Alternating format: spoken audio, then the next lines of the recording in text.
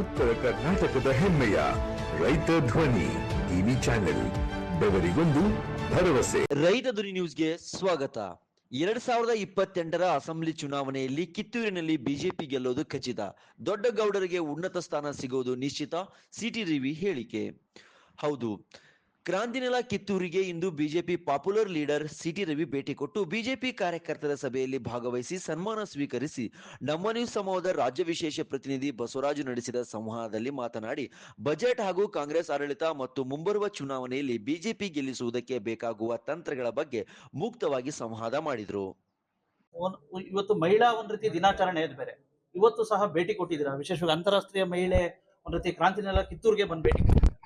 ಈಗ ಕ್ರಾಂತಿಯ ನೆಲ ಸ್ಫೂರ್ತಿಯ ಸೆಲೆ ಇರ್ತಕ್ಕಂಥ ಈ ಒಂದು ಕಿತ್ತೂರು, ಅದು ಮಹಿಳಾ ದಿನಾಚರಣೆಗೆ ಮಹಾರಾಣಿ ಚೆನ್ನಮ್ಮಾಜಿಯವರ ಬದುಕಿನ ಮೂಲಕನೇ ಸ್ಫೂರ್ತಿ ಕೊಟ್ಬಿಟ್ಟಿದೆ. ಹಾಗಾಗಿ ಇಲ್ಲಿಂದ ಇಲ್ಲಿ ಬಂದವರೆಲ್ಲರೂ ಸ್ಫೂರ್ತಿ ಪಡಿತಾರೆ. ಇಲ್ಲಿ ಬಂದವರು ಸ್ಫೂರ್ತಿ ಪಡಿತಾರೆ. ಸ್ವಾಭಿಮಾನಿಗಳಾಗಿ ಆತ್ಮಗೌರವದ ಬದುಕನ್ನು ಹೇಗೆ ಬದುಕಬೇಕು ಅನ್ನೋದಕ್ಕೆ ಈ ನೆಲ ಒಂದು ಸ್ಫೂರ್ತಿಯನ್ನು ಒದಗಿಸುತ್ತೆ.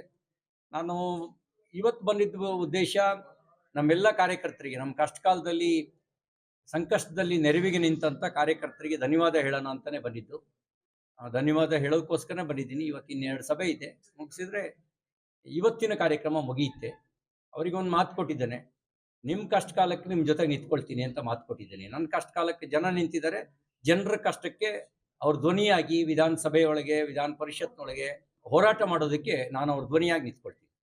ಇನ್ಸಿಡೆಂಟ್ ಆಗಿದೆ ಸರ್, ಒಂದು ಡಿಸೆಂಬರ್ 19 ನಂತರ, ವಿಶೇಷವಾಗಿ ಆ ನಂತರ ಎಲ್ಲರ ಕಡೆ ಬಿಜೆಪಿ ಮುಂಬರ್ತಕ್ಕಂಥ 2028ಕ್ಕೆ ತಾವು ಸಾಕಷ್ಟು ಮಾಜಿ ಶಾಸಕರು ಎಲ್ಲ ನಿಮ್ಮ ಪರವಾಗಿ ನಿಂತ್ಕೊಂಡ್ರು, ರಾತ್ರಿ ಎಲ್ಲ ಇದು ಮಾಡಿದ್ರು, ಕಾರ್ಯಕರ್ತರು ನಿಂತ್ಕೊಂಡ್ರು. ಮುಂಬರ್ತಕ್ಕಂಥ ಚುನಾವಣೆಗೆ ಇದು ಬಿಜೆಪಿ ಮಯ ಆಗಲಿದ್ದಕ್ಕೆ ಏನಾದ್ರು ಪೂರಕ ಆಗಲಿದೆ? ನಾನು ಈ ವಿಷಯದಲ್ಲಿ ರಾಜಕಾರಣ ಬಯಸೋದಿಲ್ಲ. ಆದರೆ ಇವತ್ತೀಗ ಕಾಂಗ್ರೆಸ್ ಸರ್ಕಾರ ಓಲೈಕೆ ರಾಜಕಾರಣ ಮಾಡ್ತಿರೋದನ್ನು ನೋಡ್ತಿದ್ದಾಗ ಕಾಂಗ್ರೆಸ್ಸಿಗರಲ್ಲೇ ಅನುಮಾನ ಹುಟ್ಟಿದೆ, ಇದು ಕಾಂಗ್ರೆಸ್ ಪಾರ್ಟಿಯೋ ಮುಸ್ಲಿಂ ಲೀಗೋ ಅಂತೇಳಿ ಅವರಿಗೆ ಅನುಮಾನ ಹುಟ್ಟಿದೆ.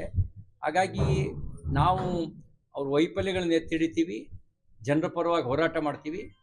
ಆ ಮೂಲಕ ಜನರ ವಿಶ್ವಾಸವನ್ನು ಗಳಿಸಿ ನಾವು ನಮ್ಮ ಪಕ್ಷದ ಎಲ್ಲರೂ ಒಟ್ಟಾಗಿ ನಿಂತ್ಕೊಂಡ್ರೆ ನಮಗೆ ಸವಾಲೇ ಯಾರೂ ಇಲ್ಲ.